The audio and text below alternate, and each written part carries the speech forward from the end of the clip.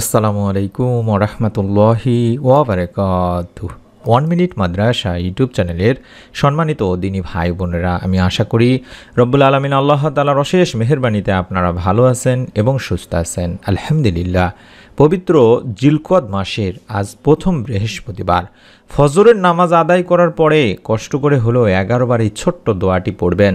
আল্লাহ রব্বুল আলামিন চাহে তো সূর্য ওঠার আগে আপনার মনের যত নেক ও ভালো ইচ্ছেগুলো আছে সেগুলো ইনশাল্লাহ পূরণ হয়ে যাবে। এমন একটি পরীক্ষিত দোয়া শিখিয়ে দিব, ইনশাল্লাহ রব্বুল আলামিন এই দোয়ার মাধ্যমে বান্দার মনের নেক আশা পূরণ করেই থাকেন। তাই মনের মধ্যে বিশ্বাস নিয়ে নিয়ত করে ভিডিওটি অবশ্যই সম্পূর্ণ দেখুন। আল্লাহ তাআলা ইনশাল্লাহ আপনাকে নিরাশ করবেন না। জিলকদ 2 ঈদের মধ্যবর্তী মাস, কোরআনের ঘোষিত 4 হারাম মাসের একটি, আবার হজের 3 মাসের মধ্যবর্তী মাসও এটি। অবস্থানগত কারণ ছাড়াও এই মাসটি ঐতিহাসিকভাবে অত্যন্ত তাৎপর্যপূর্ণ ফজিলতপূর্ণ একটি মাস এবং বৃহস্পতিবার এমন একটা দিন বা রাত যে এ রাতে পুরো সপ্তাহের আমল আল্লাহ তাআলার সামনে উপস্থাপন করা হয়। এজন্য বৃহস্পতিবারের রোজা রাখতেন নবীজি সাল্লাল্লাহু আলাইহি ওয়াসাল্লাম। এ বিষয়ে নবী করিম সাল্লাল্লাহু আলাইহি ওয়াসাল্লামও বলেন, বৃহস্পতি ও সোমবার আল্লাহ তাআলার সামনে বান্দার আমল উপস্থাপন করা হয়। তাই আমি চাই আমার আমল পেশ করার সময় আমি যেন রোজা অবস্থায় থাকি। সুনানে নাসাই শরীফের একটি হাদিস। আর এই দিনের রোজার সবচেয়ে বড় ফজিলত হলো এর মাধ্যমে আল্লাহ গুনাহ মাফ করেন। আবু হুরায়রা রাদিয়াল্লাহু তাআলা আনহু থেকে বর্ণিত, তিনি বলেন, নবীজি সাল্লাল্লাহু আলাইহি ওয়াসাল্লাম গুরুত্বের সাথে সোমবার বৃহস্পতিবার রোজা রাখতেন। নবীজিকে জিজ্ঞাসা করা হলো, আল্লাহ রাসূল, আপনি গুরুত্বের সাথে সোমবার বৃহস্পতিবার রোজা রাখেন, এর কারণ কি?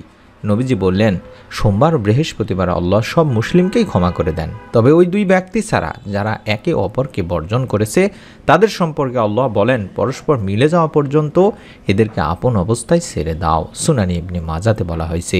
তাই যেই মুসলমান পরস্পরের সাথে ঝগড়া করে, অন্যের প্রতি রাগান্বিত হয়, তাদের এ রাতেও ক্ষমা করা হবে না। একইভাবে আত্মীয় স্বজনের সাথে সম্পর্ক ছিন্নকারীকেও এ রাতে ক্ষমা করা হবে না। এ কারণে নবীজি সাল্লাল্লাহু আলাইহি ওয়াসাল্লাম কোনো মুসলমানকে অন্য মুসলমানের সাথে 3 দিনের বেশি রাগ করে থাকতে নিষেধ করেছেন। তাই অনুরোধ করছি, যদি এ ধরনের কোনো সমস্যা থাকে মিটিয়ে নিয়ে তারপরে আমলটি করবেন, শতভাগ ইনশাআল্লাহ রব্বুল আলামিন আপনার মনের নেক আশা পূরণ করেই দিবেন। কারণ ফজরের নামাজের পরে দোয়া কবুল হয় দিনী ভাই বোনেরা। প্রত্যেক ওয়াক্ত নামাজই আল্লাহ তাআলা বিশেষ কিছু ফজিলত দিয়েছেন। এর মধ্যে অন্যতমই হলো ফজরের সালাত বা ফজরের নামাজ। আল্লাহ তাআলা বলেন, নামাজ কায়েম করো সূর্য ঢলে পড়ার পর থেকে রাতের অন্ধকার পর্যন্ত এবং কায়েম করো ফজরের নামাজ। নিশ্চয়ই ফজরের নামাজ উপস্থিতির সময়। আর নামাজের মধ্যে যেমন ফজরের সময়ে রয়েছে বিশেষ গুরুত্ব, তেমনি সময়ের মধ্যেও ফজরের সময়ে রয়েছে বিশেষ গুরুত্ব। কারণ পবিত্র কোরআনুল কারিমে আল্লাহ তাআলা ফজর নামেও একটি সূরা নাজিল করেছেন। আর এই সূরার শুরুতে আল্লাহ তাআলা ইরশাদ করেন, শপথ ফজরের। তাই হাদিসে পাকেও ফজরের নামাজের বিশেষ তাগিদ দেওয়া হয়েছে। জুনবুদ ইবনে আব্দুল্লাহ রাদিয়াল্লাহু তাআলা আনহু থেকে বর্ণিত, মহানবী সাল্লাল্লাহু আলাইহি ওয়াসাল্লাম ইরশাদ করেছেন, যে ব্যক্তি ফজরের নামাজ পড়বে সে আল্লাহর জিম্মায় থাকবে। সুবহানাল্লাহ, সুবহানাল্লাহ। শুধু তাই নয়, অন্য আরেকটি হাদিসেও ফজরের নামাজ আদায়কারীকে জান্নাতি মানুষ হিসেবে আখ্যায়িত করা হয়েছে। সুবহানাল্লাহ। আবু মুসা আশআরী রাদিয়াল্লাহু তাআলা আনহু থেকে বর্ণিত, আল্লাহ রাসূল সাল্লাল্লাহু আলাইহি ওয়াসাল্লাম ইরশাদ করেছেন, যে ব্যক্তি 2টি শীতল সময় নামাজ আদায় করবে সে জান্নাতে প্রবেশ করবে। বুখারী মুসলিম শরীফের সহিহ হাদিস। তাছাড়া আমরা সকলেই জানি যে রিজিকে বরকত আসবে ফজরের নামাজ আদায় করার সময়। আল্লামা ইবনুল কাইয়িম রাহমাতুল্লাহি আলাইহি বলেছেন, সকালবেলার ঘুম ঘরে রিজিক আসতে বাধা দেন, কেননা তখন রিজিক বন্টন করা হয়। তাই আমি চেষ্টা করব, আপনাদেরকে বলবো, অবশ্যই অবশ্যই আপনারা ফজরের নামাজের সময় শুয়ে থাকবেন না। কষ্ট করে হলেও নামাজ আদায় করার পরে জিকির আজগার করতে করতে আপনারা একটু সময় নেবেন। সূর্য উঠে গেলে অন্তত 2টা রাকাত নামাজ আদায় করে তারপরে আপনারা ঘুমাইতে পারেন। সরাসরি রব্বুল আলামিন আল্লাহর দরবারে নিজের নাম আলোকিত হবে দিনী ভাই বোনেরা। বলা হয়েছে, তোমাদের মাঝে পালাক্রমে দিনে ও রাতে ফেরেশতারা এসে থাকে। তারা আসর ও ফজরের সময় একত্রিত হন। যারা রাতের কর্তব্যে ছিল, দায়িত্বে ছিল, তারা উপরে উঠে যায়। আল্লাহ তো সব জানেন, তবুও ফেরেশতাদেরকে প্রশ্ন করেন, আমার বান্দাদেরকে তোমরা কেমন অবস্থায় রেখে এলে? ফেরেশতারা তখন বলে, আমরা তাদেরকে নামাজরত অবস্থায় রেখে এসেছি, আর যখন গিয়েছিলাম তখনও তারা নামাজরত ছিল। বুখারী শরীফের একটি হাদিস। তাই বলা হয় থাকে, ফজর ও আসরের নামাজ কখনোই বিলম্ব করতে নেই, কখনোই ছেড়ে দিতে নেই। তাই অনুরোধ করছি এই গুরুত্বপূর্ণ ফজরের নামাজ আদায় করার পরে আপনারা বিশ্বনবী সাল্লাল্লাহু আলাইহি সাল্লামের দেখানো শেখানো পদ্ধতি অনুযায়ী সুন্নতি যে দোয়া জিকির আজগারগুলো রয়েছে সেগুলো করার পরে মনের নেক আশা পূরণের জন্য একটি ছোট্ট পরীক্ষিত দোয়াটি অবশ্যই পাঠ করবেন। তবে এই দোয়াটি পড়ার আগে আপনাদেরকে অন্তত 11 বার করে দরুদ পাঠ করে নিতে বলবো, যদি সম্ভব হয় ইস্তেগফারও পাঠ করে নেবেন সাথে সাথে। চাইলে দরুদে ইব্রাহিম যেটা আমরা নামাজের বৈঠকে পড়ে থাকি তিনি ভাই বোনেরা, সেটাও আপনি পড়তে পারেন। অথবা সবচেয়ে ছোট যে দরুদগুলো রয়েছে যেমন আল্লাহুম্মা সাল্লি আলা মুহাম্মাদ ওয়া আলা আলি মুহাম্মাদ, আল্লাহুম্মা সাল্লি আলা মুহাম্মাদ ওয়া আলা আলি মুহাম্মাদ, এভাবে 11 বার পড়ে নিতে পারেন। অথবা আল্লাহুম্মা সাল্লি ওয়া সাল্লিম আলা নাবিয়িনা মুহাম্মাদ, আল্লাহুম্মা সাল্লি ওয়া সাল্লিম আলা নাবিয়িনা মুহাম্মাদ, আল্লাহুম্মা সাল্লি ওয়া সাল্লিম আলা নাবিয়িনা মুহাম্মাদ, এই দরুদগুলো পড়ে নিতে পারেন।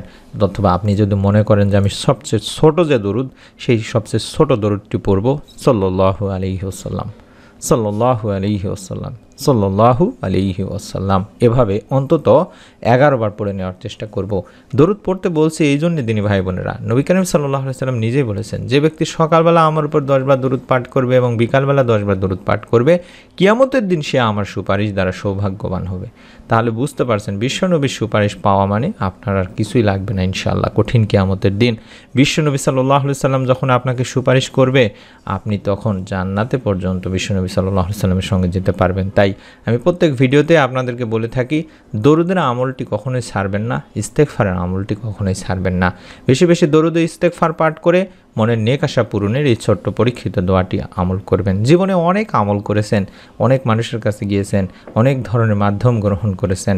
আজকের এই আমলটি অন্তত মনের মধ্যে একটা বিশ্বাস নিয়ে মনটাকে নরম করে কেঁদে কেঁদে অন্তত আল্লাহ তাআলার কাছে যদি করতে পারেন, দোয়া করতে পারেন, আল্লাহ তাআলা আশা করা যায় রব্বুল আলামিন ইনশাআল্লাহ আপনাকে নিরাশ করবেন না। মানুষ আশা আকাঙ্ক্ষা নিয়েই বাঁচে দিনী ভাই বোনেরা। মনের আশা পূরণ করতে কত কিছুই না করে থাকেন মানুষ, অনেকেই অনেক আমল করে থাকেন, কিন্তু মনের আশা পূরণে একটি কার্যকরী উৎকৃষ্ট পন্থার আমলই হলো ইসমে আজমের আমল। অনেকেই জানে থাকবেন, অনেকেই হয়তোবা এই বিষয়টি জানেন যে ইসমে আজমের মাধ্যমে দোয়া করলে রব্বুল আলামিন আল্লাহ তাআলা বান্দার দোয়া কখনোই ফিরিয়ে দেন না। তাই আমি অনুরোধ করব আমার সম্মানিত দিনী ভাই বোনদেরকে, ইসমে আজম এমন একটা নাম, আল্লাহ তাআলার পবিত্র কোরআনুল কারিমে এই ইসমে আজমের কথা বলা হয়েছে। রাসূল সাল্লাল্লাহু আলাইহি ওয়াসাল্লাম এক হাদিসে ইরশাদ করেন, ইসমে আজম সূরা বাকারার 163 নম্বর আয়াত এবং সূরা আল ইমরানের 1 নম্বর আয়াতে রয়েছে। এটি সুনানে আবু দাউদের একটি হাদিস। আর ইসমে আজমের মাধ্যমে দোয়া করলে আল্লাহ তাআলা তার দোয়া কবুল করে থাকেন। আমি এমনই একটি ইসমে আজমের দোয়া শিখিয়ে দিচ্ছি, আল্লাহ তাআলার উপর ভরসা করে যদি আপনারা এই ইসমে আজমের আমলটি করতে পারেন রব্বুল আলামিন আল্লাহ তাআলা আপনাকে নিরাশ করবেন না দিনী ভাই বোনেরা। তাই অনুরোধ করছি দরুদ পাঠ করে এই ইসমে আজমটি কম করে হলেও 3 বার পাঠ করবেন। আল্লাহুম্মা ইন্নী আসআলুকা বিআন্না লাকাল হামদু লা ইলাহা ইল্লা আনতাল মান্নানু বাদিউস সামাওয়াতি ওয়াল আরদ ইয়া জাল জালালি ওয়াল ইকরাম ইয়া হাইয়্যু ইয়া কাইয়্যুম। আশা করছি আপনারা এই ইসমে আজমের দোয়াটি সংগ্রহ করেছেন, দেখে দেখে হলেও পড়বেন। ফজরের নামাজ আদায় করে দরুদ ইস্তেগফার পাঠ করে বিশ্বনবী সাল্লাল্লাহু আলাইহি সাল্লামের দেখানো শেখানো পদ্ধতি অনুযায়ী যেগুলো সুন্নতি আমল আছে সেগুলো করার পরে তারপরে অন্তত মনের নেক আশা পূরণের এই দোয়াটি 3 বার পাঠ করবেন এবং আল্লাহ তাআলার কাছে 2 হাত তুলে কান্নাকাটি করে দোয়া করবেন। এই দোয়াটিতে আমরা বলছি, হে আল্লাহ, আমি তোমার কাছে তো প্রার্থনা করি, তুমি তো সব প্রশংসার মালিক আর তুমি ছাড়া কোনো ইলাহ নেই, তুমি দয়াশীল, তুমি আকাশসমূহ পৃথিবীর একমাত্র সৃষ্টিকর্তা, হে মহান সম্রাট ও সর্বোচ্চ মর্যাদার অধিকারী, হে চিরঞ্জীব, হে সর্বময় ক্ষমতার অধিকারী।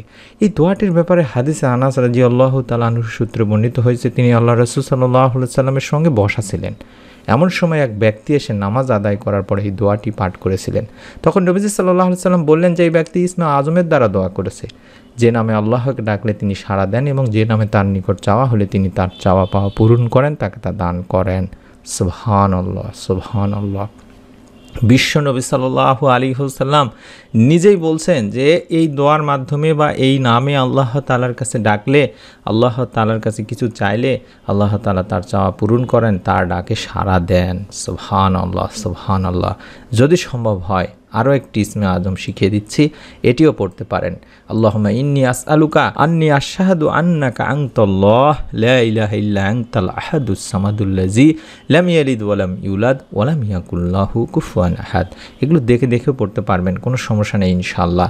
কারণ এই ইসমে আজমের দোয়াগুলো একটু কঠিন হয় দাঁড়ায়, তাই অনেকেই মুখস্থ করতে পারেন না। তাদের জন্য বলবো আপনারা চাইলে দেখে দেখেও পড়তে পারেন। এটিতেও আমরা বলছি যে আল্লাহ, আমি তোমার নিকট প্রার্থনা করছি এবং আমি সাক্ষ্য প্রদান করছি যে তুমি আল্লাহ এবং তুমি ছাড়া কোনো ইলাহ নেই। তুমি একক এবং অমুখাপেক্ষী, যার কোনো সন্তান নেই এবং যিনি কারো সন্তান নন, যার সমকক্ষ কেউ নাই।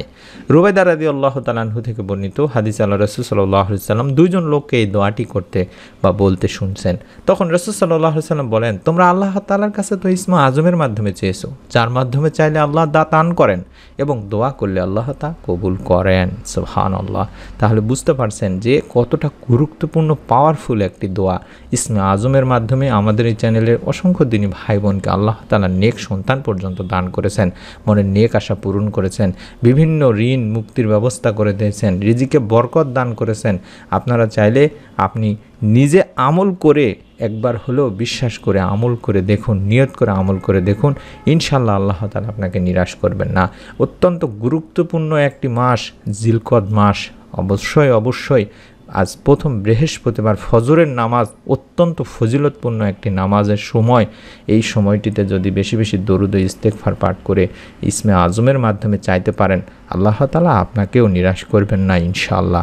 তাই অনুরোধ করছি, মনের মধ্যে বিশ্বাস নিয়ে আমলটি একবার নিয়ত করে হলেও করুন। এবং এরকম গুরুত্বপূর্ণ আমলের ভিডিওগুলো আমরা প্রতিদিন দিয়ে থাকি দিনী ভাই বোনেরা।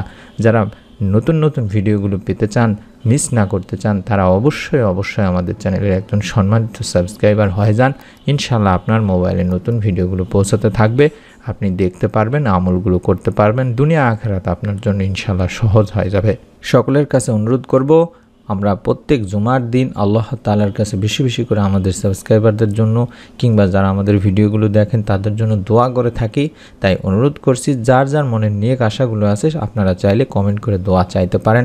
রব্বুল আলামিনের কাছে আমরা ইনশাআল্লাহ মন থেকে দোয়া করব যেন আপনাদের মনের নেক আশাগুলো আল্লাহ তাআলা পূরণ করেই দেন।